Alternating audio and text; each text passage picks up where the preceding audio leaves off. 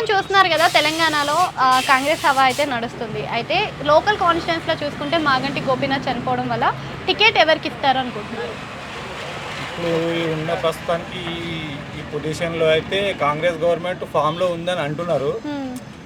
కానీ ఈ ఏరియాని బట్టి మాత్రం గోపీనాథ్ వాళ్ళ భార్యకి ఇస్తే కొంచెం ఉంటుందని నా ఉద్దేశం. అది అంటే ఆయన ఉన్నప్పుడు చేసినంత చేయగలుగుతుంది అంటారా వైఫ్ ఆడమ్? కానీ కొత్త క్యాండిడేట్ కొత్త అయినా ఉన్నారు కదా, వెనక ఉంటారు కదా ఇంకా మెయిన్. ఎందుకంటే ఈ కాన్స్టిట్యున్సీ మొత్తం వాళ్ళు 15 సంవత్సరాల నుంచి పరిపాలించారు కాబట్టి మంచి వ్యక్తి అన్న ఒక ఉద్దేశంతో ఆమెను గెలిపిస్తారని ఒక.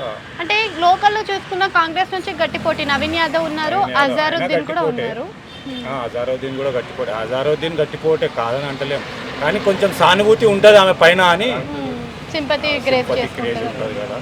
ఓకే. ఆయన ఈ వచ్చిన గవర్నమెంట్ కూడా కొంచెం రోజుల నుంచి 2 years నుంచి కూడా కొంచెం అంత ఇబ్బందిగా ఉంది కదా.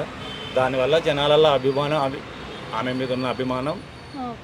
అంటే అధికారంలో కాంగ్రెస్ ఉంది, టికెట్ ఆమెకి ఇస్తే ఇక వేరే క్యాండిడేట్కి ఇస్తే చెప్పలేము మేడం. అంటే ఇప్పుడు అధికారంలో చూసుకుంటే కాంగ్రెస్ ఉంది, ఇన్ కేస్ కాంగ్రెస్ వస్తే పథకాలన్నీ అందుతాయని కొంతమంది అభిప్రాయపడుతున్నారు. కాంగ్రెస్ వచ్చినా అందుతాయి, కానీ అదే అలా అంటాను కాదు కదా. ఇప్పుడు కాంగ్రెస్ లేని ప్లేస్లలో అందలేదని చెప్పలేము కదా, అందుతాయి. కాకపోతే ఏంటంటే వాళ్ళు ఇప్పుడు ప్రస్తుతానికి కాంగ్రెస్ పవర్లో ఉంది కాబట్టి కొంచెం వాళ్ళదే ఉంటుంది, పైనుంచి కూడా దబా ఎక్కువ వాళ్ళదే ఉంటుంది కదా, ఎక్కడైనా తిరగడం వాళ్ళదే ఉంటుంది. చూడాలి.